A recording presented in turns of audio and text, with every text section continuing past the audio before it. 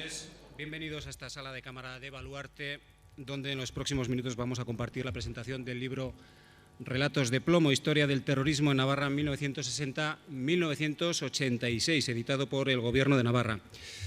Este libro, al que seguirá el próximo año un segundo volumen relativo al periodo más reciente, obedece a la iniciativa del Gobierno de Navarra para realizar una obra de gran magnitud que comprenda el relato detallado y sobre todo riguroso de la actividad terrorista de la organización ETA en Navarra desde su creación hasta el momento actual.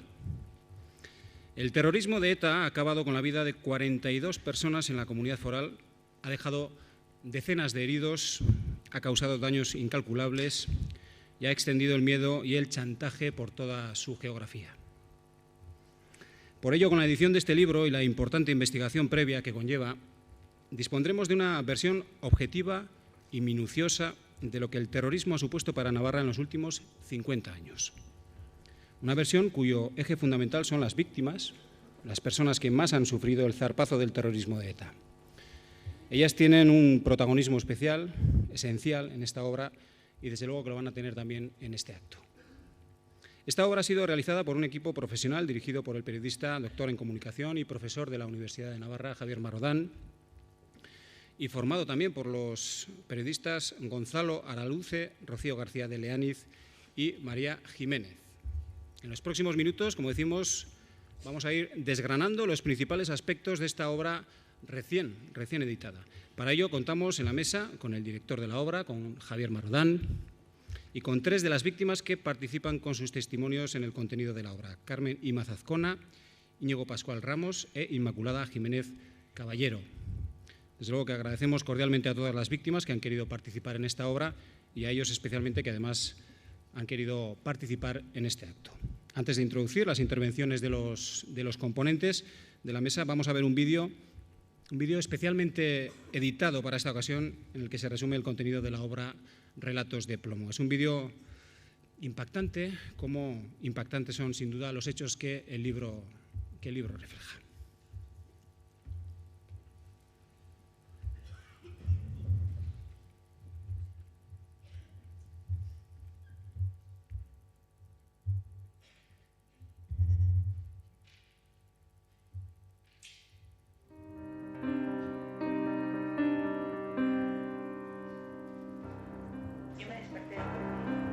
Inmediatamente después de que me despertaron, suena el teléfono.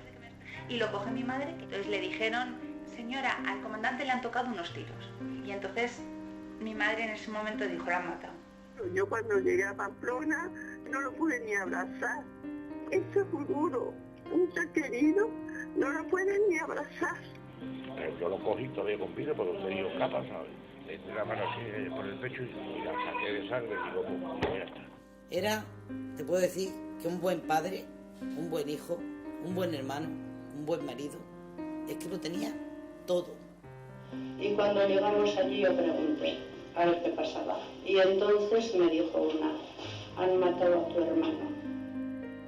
De repente noté que me levantaban para arriba. ¡Bumba! Tiré todo y dije: ¡ay, mi marido! Un coche que había aparcado a la izquierda salió, nos bloqueó el paso y a partir de ahí se bajaron dos tíos que empezaron a disparar sobre mi padre, vinieron a rematarlo. Entonces fue cuando cogí la carpeta que tenía del colegio, se la puse delante al que estaba disparando y le dije: ¡basta ya, vete! Y tal, ¿no? Y me disparó en una mano. Estaba arreglando al niño para ya la última toma de biberón y todas esas cosas, y entonces paran a lo que estaban echando en la televisión y dicen la noticia. Y entonces mi tío y yo nos miramos los dos como diciendo: hemos escuchado bien. Pues él se fue a ver a su abuela, pues a la hora o 2 horas me llamaron por teléfono para decirme que han matado a un policía aquí enfrente del porrón y por las señas debe ser tu marido. Bajamos corriendo y cuando ya nos íbamos acercando, la policía no nos dejó pasar, dijimos que éramos hijas, entonces ya vimos a mi madre, estaba llorando y me acuerdo que fui, le di un abrazo y le dije: ¿pero qué ha pasado? ¿Dónde está el padre? Y dice: está muerto. Entonces me eché yo para atrás y me tropecé con el cadáver. Yo la pierna no me la notaba, pero vamos, ya cuando me llevaron al hospital, allí ya perdí el conocimiento. Ya empezó el dolor, perdí el conocimiento y cuando me desperté ya no me había encontrado la pierna. Me he despertado tantas veces por la imagen.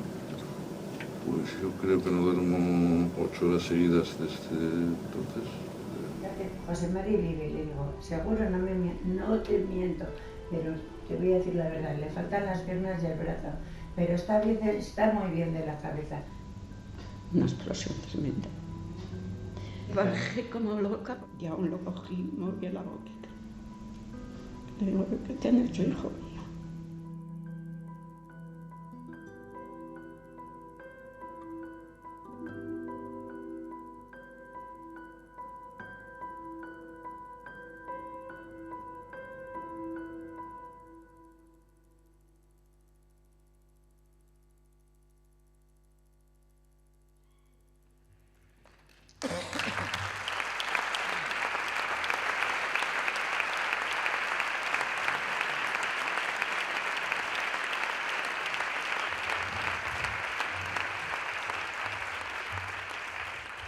Pues tras este intenso, estremecedor testimonio audiovisual vamos a abordar ya las intervenciones del acto de presentación. El libro es una iniciativa, como hemos apuntado al comienzo de este acto, del Gobierno de Navarra, que la tomó al comienzo de la presente legislatura.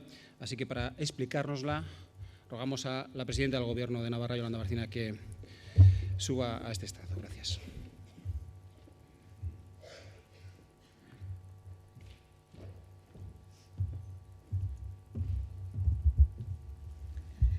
Estimadas autoridades, queridas y apreciadas víctimas del terrorismo de Navarra, señoras y señores, el 9 de diciembre de 1963, la banda terrorista ETA cometió su primer atentado en Navarra colocando 3 cartuchos de dinamita en un vagón de tren en Alsasua. Fue el comienzo de una terrible pesadilla de la que aún no hemos acabado de despertar.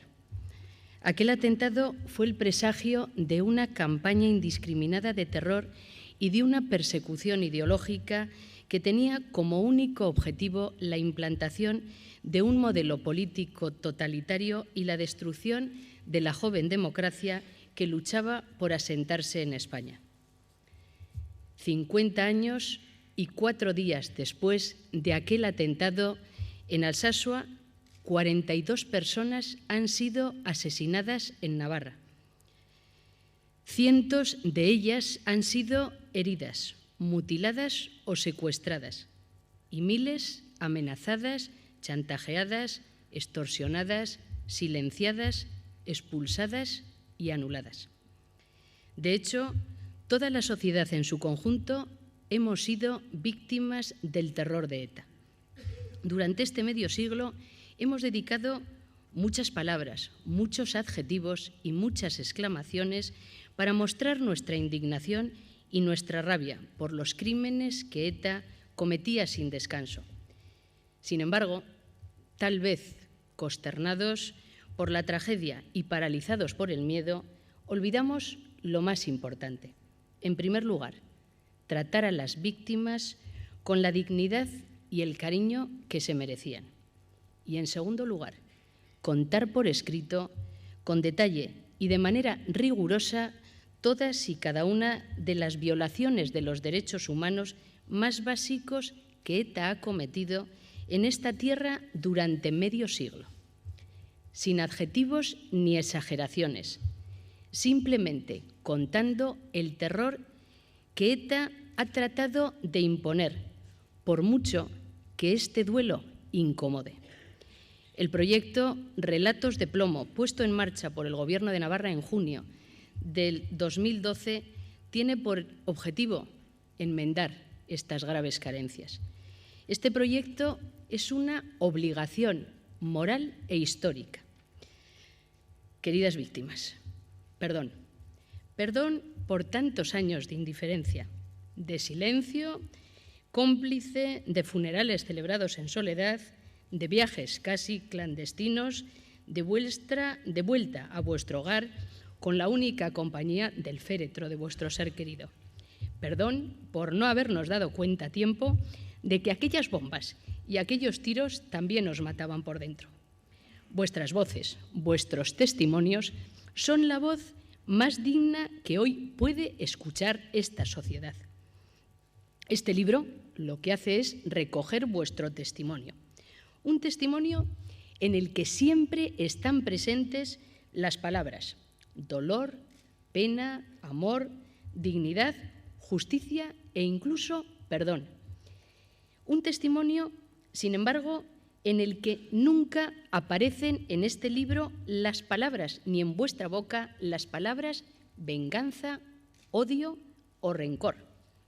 Y eso que, a pesar de la gravedad y de la cantidad de crímenes que ETA cometió entre 1960 y 1986, en Navarra, solo un terrorista de aquella época continúa en prisión. El resto ha recuperado su libertad y la gran mayoría de ellos sigue sin pedir perdón y orgullosa de su macabro historial. Tampoco puedo olvidar que 14 asesinatos de ETA en Navarra siguen sin haber tenido un juicio. Por eso no vamos a permitir que se construya un futuro sin justicia y sin dignidad. No vamos a permitir que se pierda vuestro testimonio, porque es precisamente de vuestras palabras y de vuestro ejemplo donde tenemos la obligación de construir una sociedad más justa, más libre y más democrática.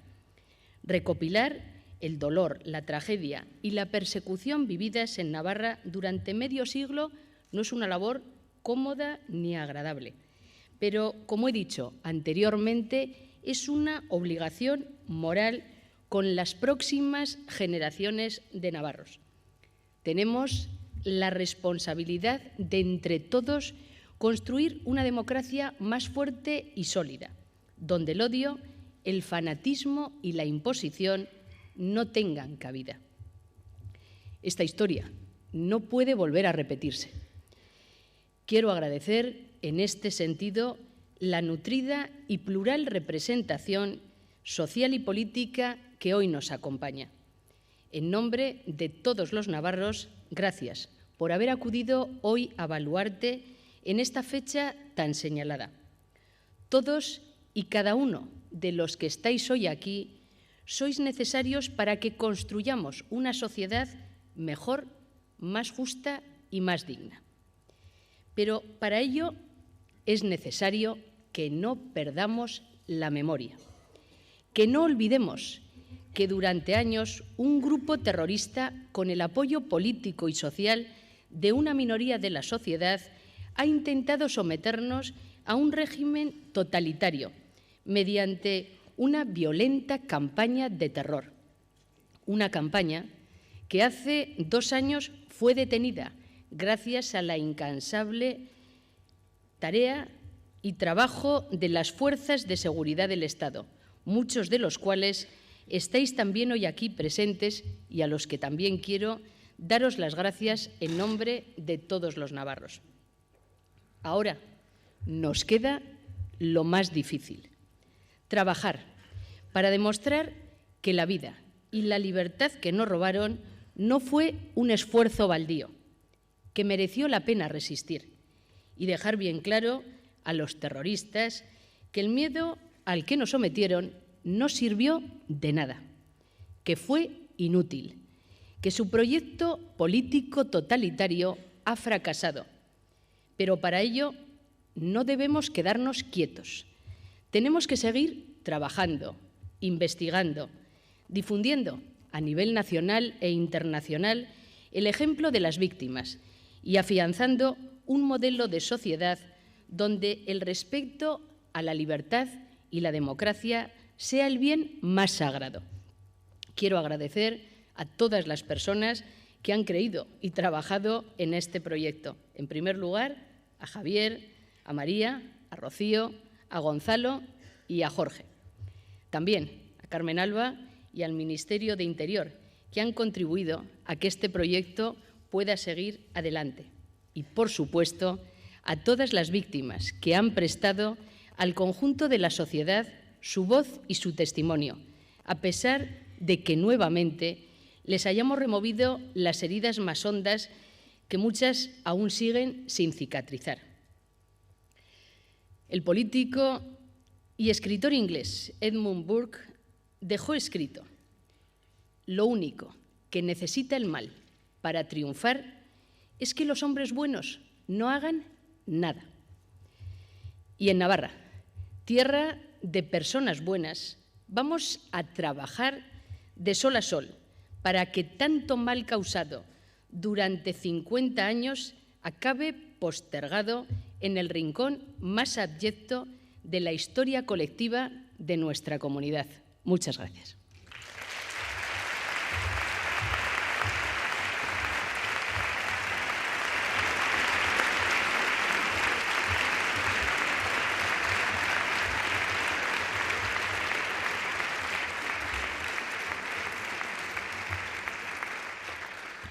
Gracias, presidenta. Ahora vamos a pedir al director de la obra, a Javier Marodán, que nos resuma el trabajo desarrollado y nos describa sobre todo las líneas de acción que ha seguido el equipo para realizar esta obra. Antes de que tome la palabra, quiero decir yo otras sobre su perfil profesional. Javier Marodán es periodista, es maestro de periodistas. En sus artículos y otras obras ha destacado siempre el rigor con que aborda cada tema tratado y sobre todo el afán de profundizar y de aportar nuevos datos sobre los ya conocidos. Estas cualidades las ha empleado en numerosas ocasiones para informar sobre asuntos de terrorismo y en esta ocasión las ha utilizado de modo magistral, dirigiendo un magnífico equipo de profesionales que han trabajado en este libro, desde luego con esfuerzo y con mucha ilusión. Así pues, Javier, explícanos por favor las pautas con las que habéis realizado este trabajo. Adelante. Señora presidenta, autoridades, amigos todos. Una de las voces que se han escuchado en ese tremendo vídeo que hemos visto hace un momento es la de Lina Navarro, viuda desde el 2 de enero de 1979. Aquel día, una bomba colocada en una oficina de la Plaza del Castillo se llevó por delante a su marido, el artificiero de la policía Francisco Berlanga Robles. Lina tenía entonces 24 años y el atentado la sorprendió en Málaga con sus 3 hijos, el mayor de 5 años. Hace unos meses nos contó cómo ha sido su vida durante las 3 últimas décadas. Lógicamente nos habló también de su marido. Si los que pusieron la bomba hubiesen sabido de buena fuente la clase de persona que era Paco, creo que no le habrían quitado la vida, se quejaba. Y al oírle hablar de él, de cómo se conocieron, de lo buen padre que era, del futuro que soñaban juntos, es fácil concluir que sí, que quizá tenga razón, que aquello de Tertuliano, se deja de odiar cuando se deja de ignorar, también podría haberse cumplido en este caso. Puede parecer ingenuo que alguien capaz de matar fríamente a tantos seres humanos acabe cuestionándose su biografía al leer las declaraciones de una de sus víctimas. Pero los demás no podemos dejar de darle argumentos para que lo haga, ni siquiera cuando anuncia que no está dispuesto a escucharlos. Joseba Arregui tiene escrito que la memoria no deja en paz a nadie, exige enfrentarse a uno mismo. Es una especie de conciencia convertida en espejo. Por eso es importante reconstruir los acontecimientos tal y como ocurrieron, tal y como algunos los perpetraron. Ya no hay vuelta atrás para los asesinatos, la extorsión, los secuestros, los sabotajes o los atracos. Sin embargo, el relato riguroso y completo de lo sucedido, lejos de alimentar venganzas o resentimientos, permitirá cerrar esta etapa ominosa sin olvidos cómplices o interesados, sin diluir la gravedad de los hechos, sin interpretarlos, sin excusarlos. La historia nos hará mejores si se escribe con honradez. Con este planteamiento se puso en marcha este libro y con esta ilusión hemos trabajado los autores: María Jiménez Ramos, Rocío García de Leániz Moncada, Gonzalo Araluce Martín y yo mismo. El 21 de abril de 2012, 6 meses después del comunicado en el que ETA anunciaba el cese definitivo de su actividad criminal, Antonio Muñoz Molina publicó en El País un artículo que planteaba de forma clarividente lo que algunos han dado en llamar la batalla del relato. Hay que ponerse a contar, se lee en aquel texto, a contar en el sentido aritmético y en el sentido narrativo. Hay que contar para recordar y hay que contar para comprender. Hay que contar exactamente lo que pasó y hay que empezar a hacerlo ahora que todavía viven y están lúcidos la mayor parte de los protagonistas, los testigos, las víctimas no ejecutadas. Hay que contar para que no se imponga la tergiversación y para que los verdugos y los responsables no cuenten con ese eficaz aliado del crimen, el olvido. Estas frases se ajustan como un guante a las páginas que hoy se presentan y que resumen la historia del terrorismo en Navarra en el último medio siglo. El libro contiene crónicas minuciosas de los principales atentados y extensas entrevistas a quienes han sufrido la violencia de forma más directa. No han hecho falta adjetivos o moralejas para adornar el relato. A los autores nos ha movido únicamente el propósito de contarlo bien. Hemos tratado de descender a los detalles, de recabar datos y testimonios, de localizar fotografías o informes y de redactar un texto literariamente atractivo. Nos hemos acercado a los hechos tanto como hemos podido, pero sin tocar nada, dejando las cosas como estaban. No es fácil elaborar una relación exhaustiva de todos los atentados cometidos por ETA. Todavía hoy resulta estremecedor asomarse a algunas portadas del año 80 o 81 y descubrir hasta 5 titulares simultáneos relacionados con el terrorismo. Eran años en los que algunos crímenes escurrían por el sumidero de un breve, por resumirlo con una frase de Arcadio Espada. Este primer volumen reúne crónicas de todos los episodios de cierta importancia registrados entre 1960 y 1986 e incluye además unas prolijas cronologías que recogen sucesos de entidad menor y que ayudan o que ilustran el contexto social y político de cada capítulo. Escribir estas crónicas ha sido como componer un enorme puzzle con las piezas que iban apareciendo en distintas fuentes y lugares. La hemeroteca nos ha proporcionado un material valiosísimo para garantizar en cada relato la precisión y la frescura que pretendíamos. Hay quien sostiene que el periodismo es el minutero de la historia y lo cierto es que al repasar ejemplares de los últimos 50 años hemos tenido la impresión de que estábamos sincronizando de algún modo los relojes de ambas disciplinas. Las informaciones que en su día publicaron los periódicos nos han ayudado a incorporar a los textos aportaciones a veces menudas, un apellido, una fecha, la declaración de un testigo, el número de un portal, pero que permiten hacerse cargo de lo sucedido.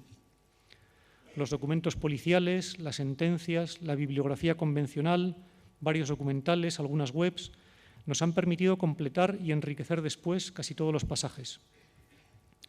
Hay mucha gente que nos ha ayudado mucho, desde la delegada del Gobierno, aquí presente, hasta algunos profesionales de la lucha antiterrorista o los responsables de distintos archivos, pasando desde luego por la Universidad de Navarra, en especial por la Facultad de Comunicación, donde hemos trabajado físicamente. Sería excesivo nombrar a todos, pero sí quisiera mencionar a los periodistas, algunos en ciernes, que han colaborado en la redacción de varias crónicas, tanto del primer volumen como del segundo, que, si todo va bien, terminaremos en marzo. Inés Gaviria, Cristina Herrea, Rubén Elizari, Marta Vidán, Carlota Cortés y Roncesvalles Laviano. De alguna forma, todos ellos son coautores también del libro. La inmensa mayoría de las imágenes que acompañan las crónicas proceden del Archivo de Diario de Navarra, que nos abrió generosamente sus puertas en cuanto el proyecto se puso en marcha. Sin la ayuda de este periódico, el libro no hubiera sido posible o no de este modo. También hay algunas fotos de otros periódicos, del Archivo Municipal de Pamplona y de fondos particulares. El responsable de la parte fotográfica del proyecto es Jorge Nagore, un veterano del oficio, un profesional ejemplar, que cubrió muchos de los sucesos que aquí se describen, primero en Deia y después en Diario de Navarra. Además, a él se deben casi todos los retratos de los entrevistados. Precisamente creemos que la aportación más valiosa del libro la constituyen las entrevistas personales. Hemos localizado la mayor parte de las víctimas del terrorismo en Navarra y hemos escuchado de primera mano las historias tan duras y tan desconocidas, casi siempre, que arrastran consigo. Un asesinato siempre es noticia, pero su eco informativo se extingue en pocas semanas.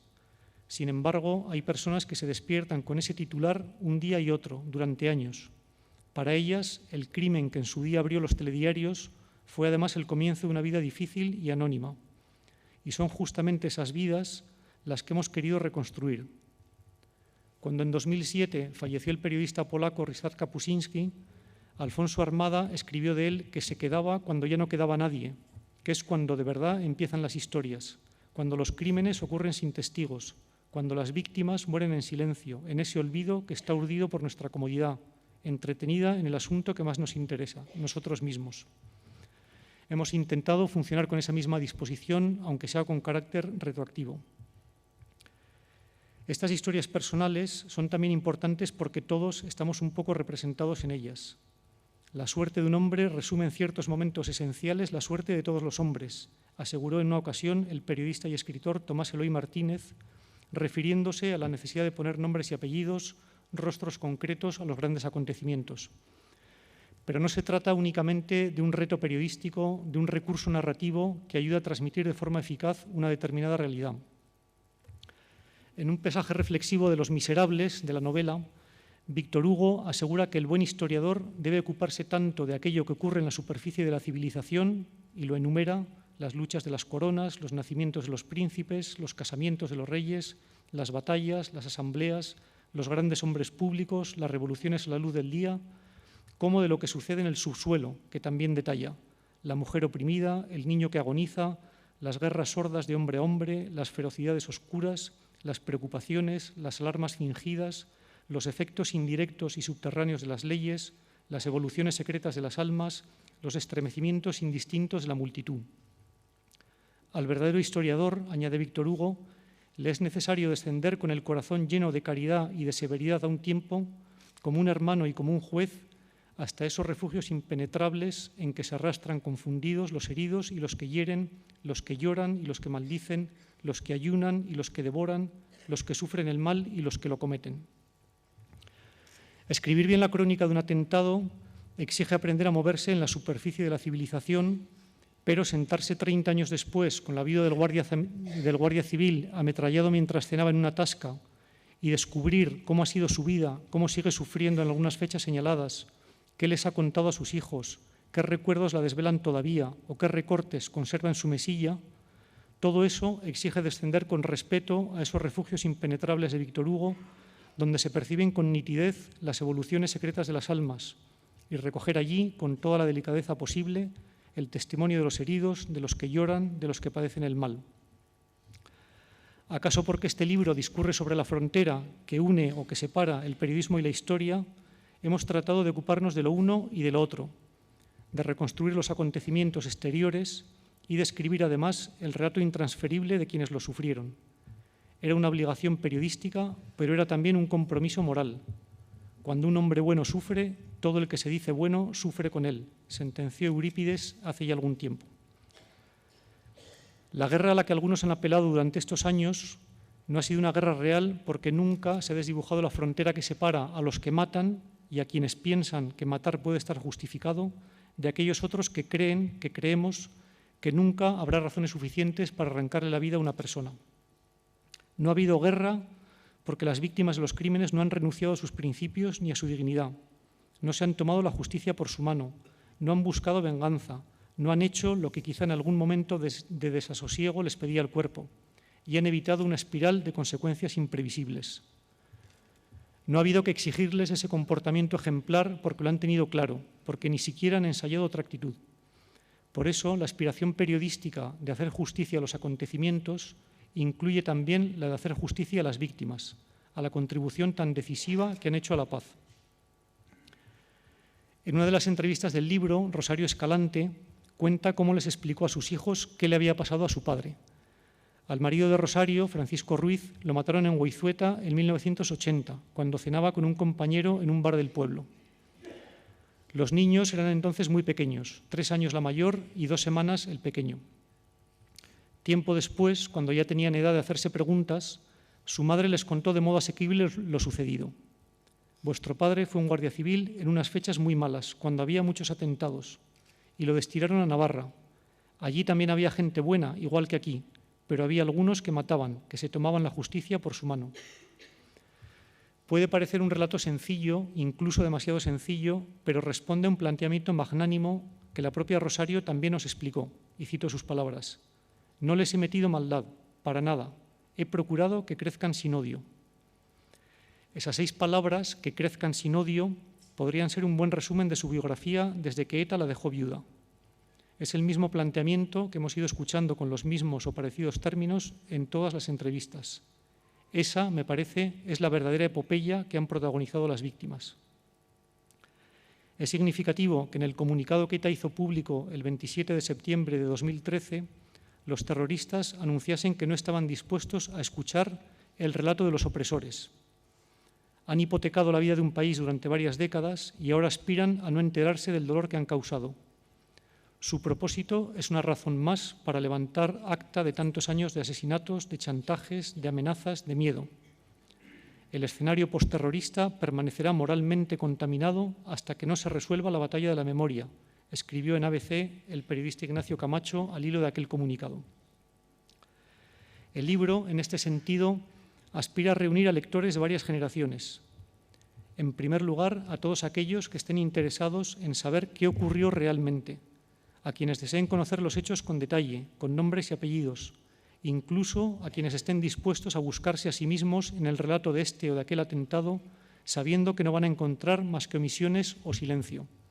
¿Dónde estaba yo entonces?, nos hemos preguntado muchos al ver algunas de estas fotografías.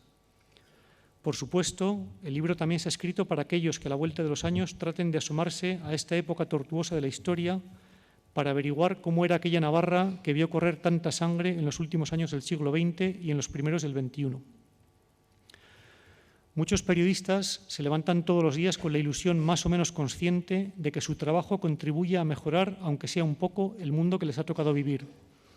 Y a los que firmamos estas páginas nos gustaría que las crónicas que hemos escrito ayuden a despejar el futuro, a evitar que se repitan las barbaridades que hemos sufrido. Todas las voces son necesarias para lograrlo. Lo decía Antonio Muñoz Molina en el artículo citado.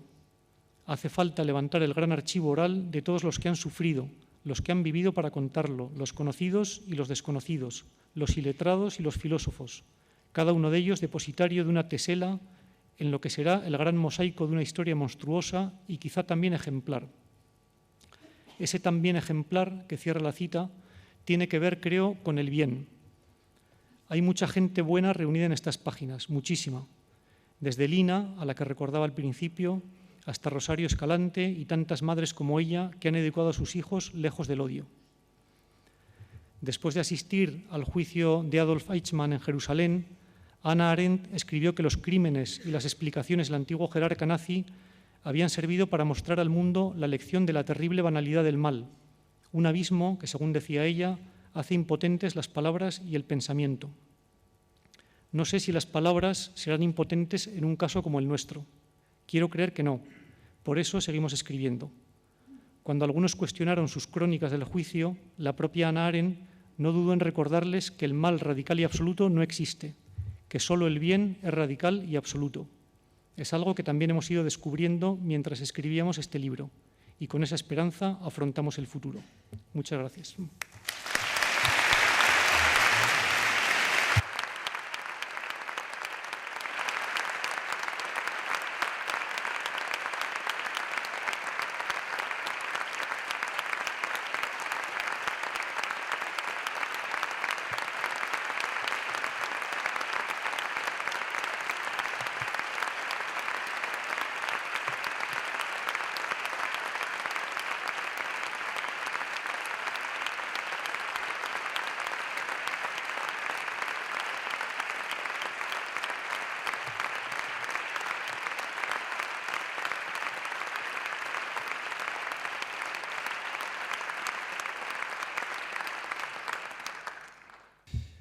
Muchísimas gracias a ti, Javier, por tu intervención. Hemos dicho al principio del acto que el centro de esta obra son las víctimas y, por tanto, ellas han tenido un protagonismo esencial en la confección de la misma. Sus aportaciones resultan muy esclarecedoras para comprender la realidad de los efectos del terrorismo en Navarra. Hemos querido en este acto contar con la palabra de tres de ellas para que nos narren de primera mano la experiencia personal que han vivido. Y primeramente va a intervenir Carmen Imaz Azcona, hija de don Joaquín Imaz, que fue la primera persona asesinada por ETA aquí en Navarra. Era el jefe de la Policía Armada y lo mataron el 26 de diciembre de 1977 junto a la Plaza de Toros de Pamplona.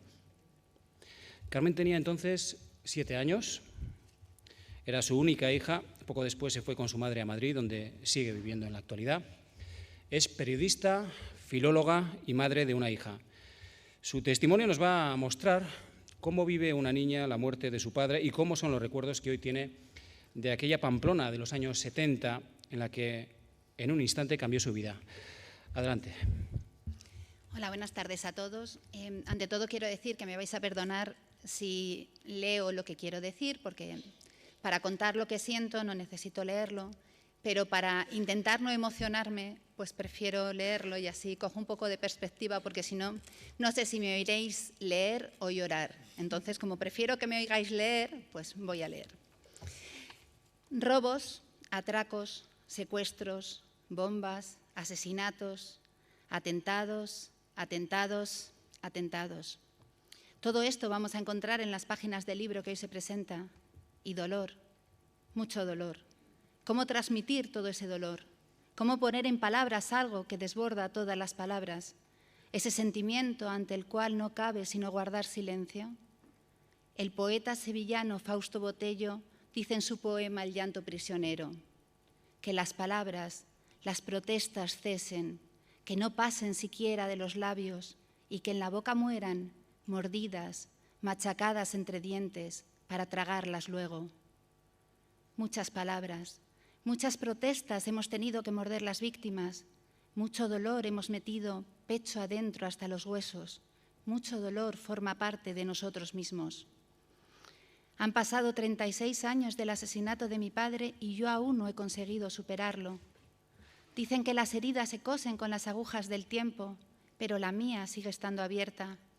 Tal vez por la temprana edad en que sufrí su pérdida, tal vez porque es difícil, imposible, superar tanto horror. Y eso que lloré, me hice un mar de lágrimas día y noche hasta caer rendida, y otra vez igual, y otra vez lo mismo, durante mucho tiempo, demasiado tiempo. Mi madre, en cambio, no pudo llorar, no consiguió verter ni una lágrima hasta muchos años después, y cuando consiguió hacerlo, ya no cesó hasta el final de sus días, todas y cada una de las veces en que se acordaba de mi padre, o sea, siempre.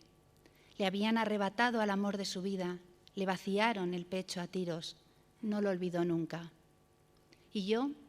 ¿Cómo vive una niña de 7 años el asesinato de su padre? Para mí se acabó el mundo.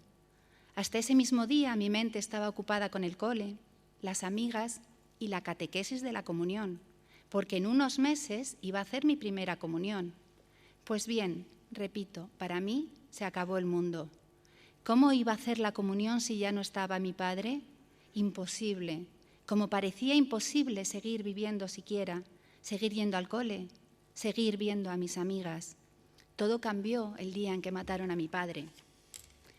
Algunas de mis compañeras de clase ya no querían ir conmigo, sus papás no les dejaban, tenían miedo. Y claro que hice la comunión, pero no en el colegio, con las otras niñas, la hice en el cuartel, rodeada de policías y con las personas que se atrevieron a venir. A todas ellas les doy las gracias, me sentí protegida y querida. Pero sí, mi mundo se acabó. A mi madre no la atendían en el mercado. Muchos de nuestros conocidos se cruzaban de acera para no saludarnos. No fuera a ser que alguien los relacionara con nosotras. El miedo flotaba a cada instante en el ambiente. Total, que en unos meses nos tuvimos que ir a vivir a Madrid y empezar allí una nueva vida, nuevo cole, nuevas amigas, diferentes circunstancias, un mundo nuevo y distinto del que yo había conocido, un mundo en el que no estaría nunca mi padre más que nuestros pensamientos. Creo haber contado muchas veces esta historia, demasiadas veces. Pido perdón a todos los que la han oído 1, 2, repetidamente. Es la historia de una niña de 7 años, de una mujer de 44 a quien todavía se le llenan los ojos de lágrimas cuando la recuerda. Es la historia de una víctima cualquiera, de todas las víctimas, de una forma u otra. Quiero acabar como he empezado, con un fragmento de un poema, esta vez de Jorge Luis Borges, que refleja claramente lo que siento cuando pienso en mi padre. Y aprovecho para agradecer la paciencia al auditorio que me ha estado escuchando. No sé si leer o llorar. Bueno, leer. Tu ausencia me rodea como la cuerda a la garganta, el mar al que se hunde. Muchas gracias.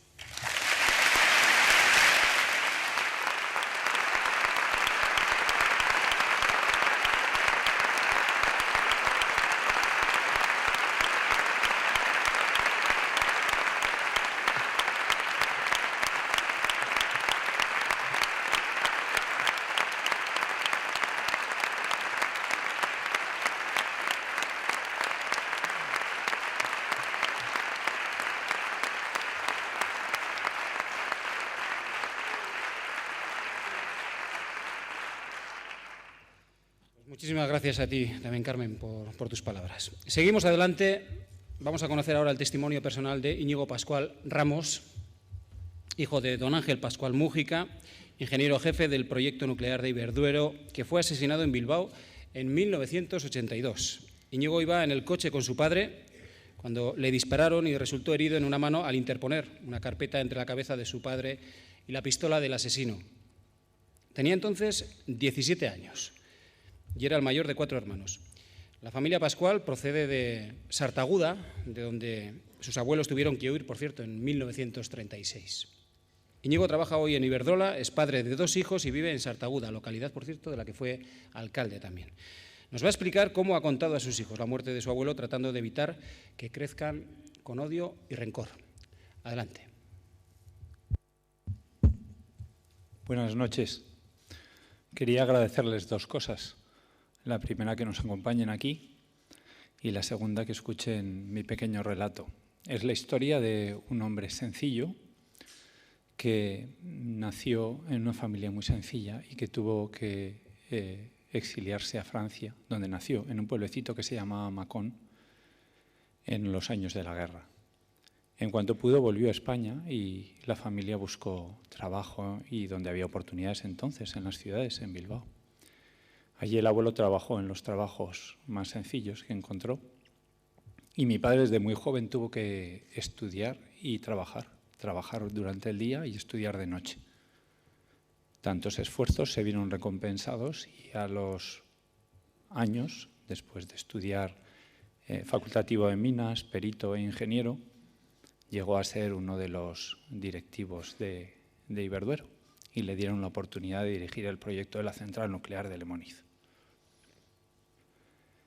Unos meses antes de mayo de 1982, él me llamó a su cuarto y sacó de su armario una carta. La carta era una carta de ETA en donde ponía bien claro que lo iban a asesinar. La familia no teníamos muchas dudas de que esto se iba a cumplir, porque un año antes habían matado a nuestro amigo José María Rián, que también trabajaba en el proyecto de Lemoniz, de la forma más execrable. Y después de dejarme leer la carta, me pidió que le contara qué opinaba, qué tenía que hacer con su vida. A lo que inmediatamente le contesté que tenía que dejar el trabajo y tenía que dejarlo todo y olvidarse. No recuerdo muy bien lo que contaba la carta.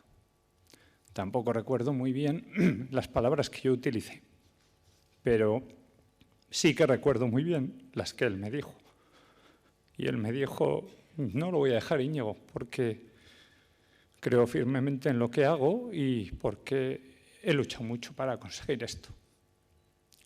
Así es que unos meses después, pues los terroristas acabaron con su vida. Yo quería contaros esta enseñanza que él me transmitió, y en una segunda parte otra enseñanza que he recibido de una persona que está ahí en el público con vosotros, su viuda y mi madre. Durante muchos meses después del asesinato, mi madre venía a mi cuarto y se sentaba en el suelo junto a mi cama y hablábamos de lo que habíamos pasado, porque no podíamos dormir mucho, la verdad. Pero sí que recuerdo que jamás me transmitió ningún odio, ni a mí ni a mis hermanas. Un poco lo mismo es lo que intentaba hacer yo con mis hijos, con mis 2 hijos. Cuando ellos me dicen: papá, ¿qué le pasó al abuelo? Pues yo les digo pues que unos malotes lo mataron y se lo llevaron de en medio. Pero no te preocupes, está muy bien en el cielo y nos está cuidando desde arriba. Le quitamos hierro al tema y le quitamos importancia. Eso nos ha ayudado a crecer como personas y a sentirnos bien, porque por la otra parte les puedo asegurar que no son personas. A veces me pregunto si la sociedad nos pide un esfuerzo adicional a las víctimas. No lo sé. Quizás tengamos que ceder parte de nuestras vidas a nuestros seres queridos, pero no les quepa duda que no es injusticia. Y hay veces que yo creo que no hay mucha justicia. Esto es todo lo que les quería decir y muchas gracias.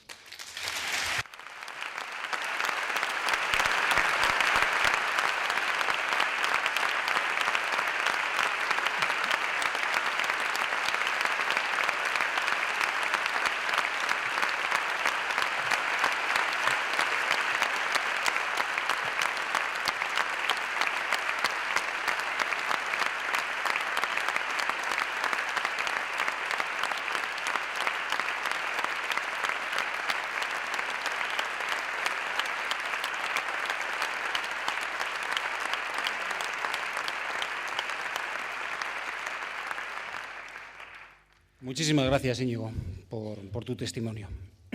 Por último, vamos a solicitar la intervención de Inmaculada Jiménez Caballero. Inmaculada es hija de don Fernando Jiménez Fuentes, empresario de Cascante. Su padre sufrió múltiples amenazas también y un intento de secuestro. En 1979, ETA colocó una bomba en su oficina de la Plaza del Castillo de Pamplona y la explosión mató al policía Francisco Berlanga Robles. La familia abandonó Navarra. Hoy Inmaculada es profesora de la Escuela de Arquitectura de la Universidad de Navarra y nos va a comentar cómo es el día a día de un hombre amenazado que se vio obligado a abandonar su tierra. Adelante. Gracias, muy buenas tardes. Yo también quiero empezar mi relato felicitando a la iniciativa del Gobierno de Navarra y del equipo que dirige Javier Marrodán, porque me parece que es una iniciativa verdaderamente espléndida, y dando las gracias por invitarme a participar con mi testimonio, un testimonio que desde luego no quiero poner a la altura de estos otros relatos, porque realmente mi condición de víctima no tiene nada que ver con un desgarro tan fuerte como la muerte de un padre, de un marido, de un hermano, pero quizás puede aportar otra condición, que es esa víctima que ha tenido que sufrir también el atentado de otra manera y que es muy dolorosa también. Yo también querría presentar a mi padre como un hombre muy sencillo. Nació en Cascante en una familia de campo y empezó a trabajar en el campo, hasta que se fue a hacer la mili, y en la mili descubrió que había un mundo en el que a él le gustaría formar parte y estudiar y no volver al campo. Con lo cual se volvió a Cascante, empezó a estudiar y consiguió hacer una oposición y ganar un puesto de funcionario en el Ayuntamiento de Pamplona.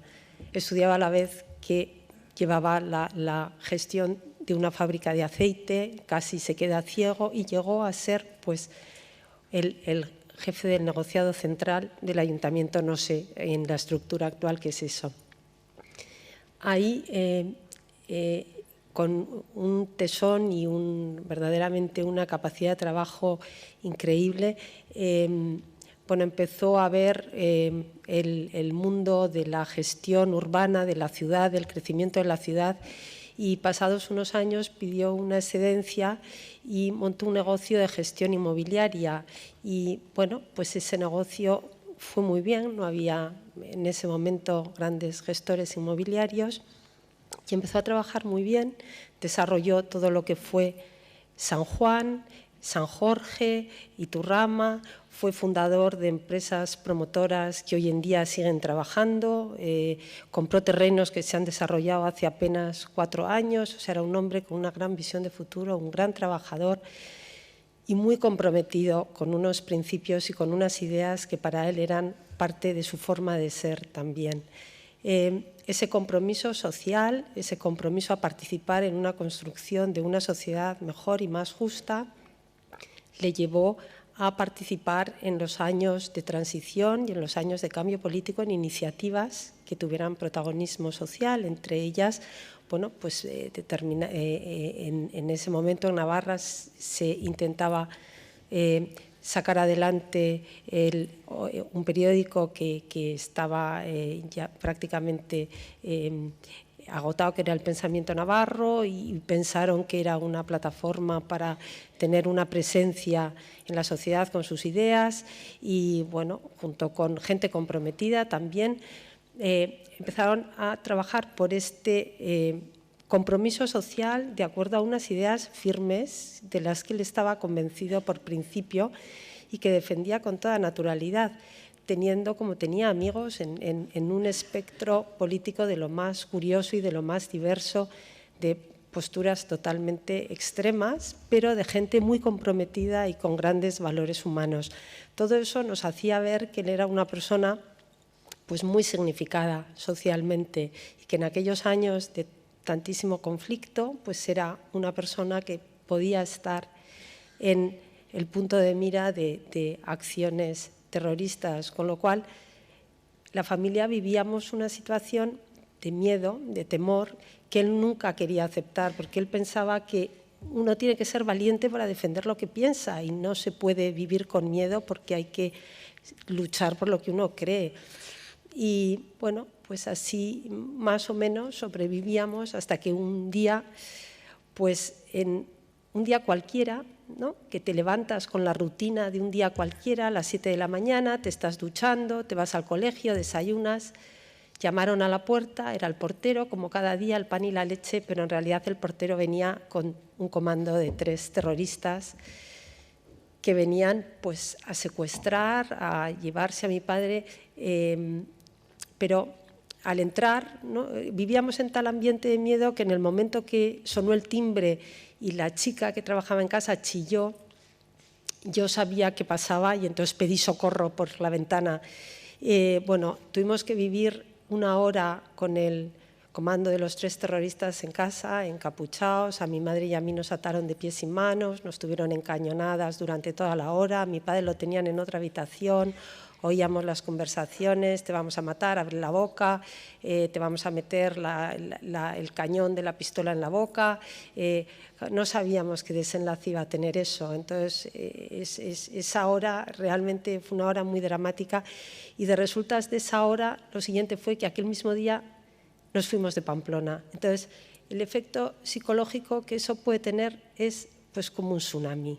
Es como un tsunami. Un día te levantas, como cada día, y de repente cuando te acuestas, ni estás en tu ciudad, ni estás con tu familia, ni tus amigas, ni tu carrera, ni tu universidad, ni tu colegio, nada, lo has perdido todo.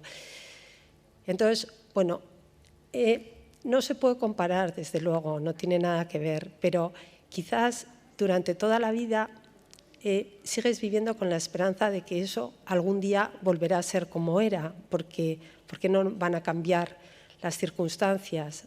Bueno, pocos meses después, y estando fuera, nos enterábamos del atentado en la plaza del castillo donde tenía la oficina de mi padre, en el que murió el policía Berlanga. Unos meses más tarde pusieron otra bomba en una explotación ganadera que mi padre tenía en Cascante. Varias veces tuvo que venir la Guardia Civil a casa porque había amenazas de bomba, y entonces en un pueblo pequeño el espectáculo de la Guardia Civil viniendo a casa, saliendo todos a la calle, todo el pueblo mirando. Muchos años tuvimos que vivir con la gente por la calle haciéndonos burla en el pueblo, o la indiferencia, sobre todo esa sensación en aquellos años de que, bueno, si lo han elegido para hacer un atentado terrorista, por algo será, ¿no? Ese ambiente que flotaba, que estaba justificado, o era de ideas muy extremistas, o tenía una empresa muy grande y no cedía a pagar el impuesto revolucionario, algo que sabíamos que desde luego mi padre no iba a hacer nunca. Yo tuve que abrir la carta en la que se le pedía el impuesto revolucionario. Y también, entonces, todo eso y las tensiones que eso produjo en la familia, no todos los miembros de la familia eran de la misma manera de pensar, no todos aceptaron igualmente las consecuencias de aquel hecho puntual. Y mi padre, que había vivido toda su vida, su única ambición era tener una familia unida, una familia que pudiera beneficiarse de todo aquel esfuerzo que él había hecho para, siendo un muchacho que había empezado a trabajar en el campo, poder tener una vida pues, de más bienestar, pues realmente le quebró totalmente, porque era todo su esfuerzo, se había venido abajo y bueno, no podía rehacer su vida, ni intentó volver a iniciar sus negocios inmobiliarios en Zaragoza, pero ya era una edad difícil para empezar, era otro momento. Nunca le oí contar a mi padre la historia de aquel episodio, nunca le oí hablar de tener miedo. Nunca fue después a hablar cuando detuvieron al comando o a un comando en el que alguno de los miembros había participado en su intento de secuestro. Fue a la cárcel a estar con él, a explicarle quién era él y cómo se había equivocado y cómo no era ese el procedimiento. Era un hombre tremendamente idealista y con una gran dignidad y con una gran honestidad en todo lo que hacía. Y bueno, yo no sé si es suficiente, si puede aportar algo, porque como esta historia hay mucha gente que tuvo que dejar su casa, su ciudad, pues porque sintió la presión del terrorismo y no estaba dispuesto a vivir con esa presión. Quizás la mía aporta el dramatismo de ese tsunami psicológico, ¿no? De hecho, mi hermana, que es la que más sufrió, un poco más joven que yo y que hoy hubiera querido que me acompañara aquí, no ha podido venir. Me dice, es que yo no puedo volver a vivir eso. No volvió nunca. O sea, mi familia se fue aquel día de Pamplona y nadie volvió ya, nunca más. Entonces, bueno, pues es ese testimonio que luego cuando pienso y escucho los relatos que he oído ahora, yo pienso que realmente hay una frase que es muy indicativa y es que la libertad no es gratuita. Es una frase en inglés que es un juego de palabras que es más expresiva, pero así como el estado de bienestar lo construimos entre todos y todos somos conscientes de que participamos en el estado de bienestar, el estado de libertad no lo hemos conseguido entre todos, lo hemos conseguido realmente con estos testimonios tan impresionantes. Es un precio muy caro el poder vivir en libertad hoy en día.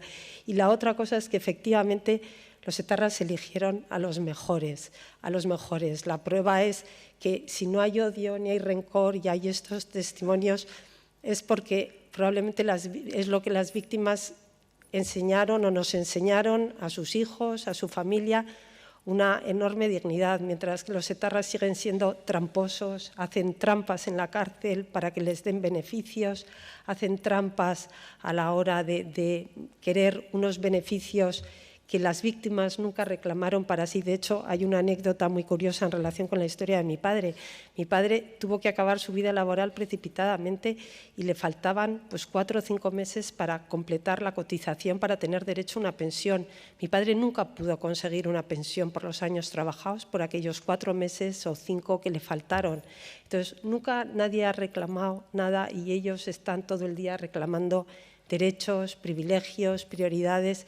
Entonces, yo creo que realmente es una lección que si yo con mi testimonio he podido aportar algo, realmente me siento muy justificada, pero esto lo he hecho por la memoria de mi padre.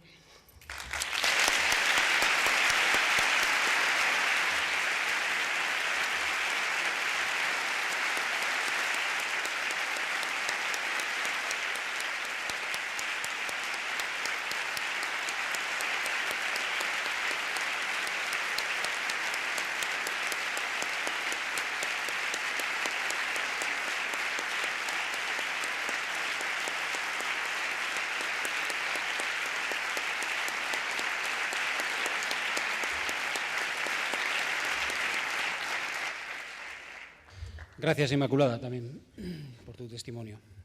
Y gracias, en definitiva, a todos los componentes de la mesa por sus testimonios y explicaciones que nos han ofrecido, desde luego, una muestra auténtica de lo que es este libro, Relatos de Plomo, que se presenta hoy.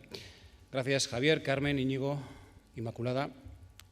Os ruego, eso sí, que vayáis descendiendo y abandonando ya la mesa y ocupando vuestros puestos en la primera fila de la sala, ya que vamos a introducir la última parte de este acto. Bien, todos sabemos que la música es expresión de la más alta sensibilidad humana y que suele utilizarse para subrayar la importancia de distintos actos sociales y familiares. Por eso hoy se ha querido que este acto de presentación de un libro tan destacado tuviera un colofón musical y más concretamente coral, pues Navarra, además, es tierra de una arraigada tradición en esta materia.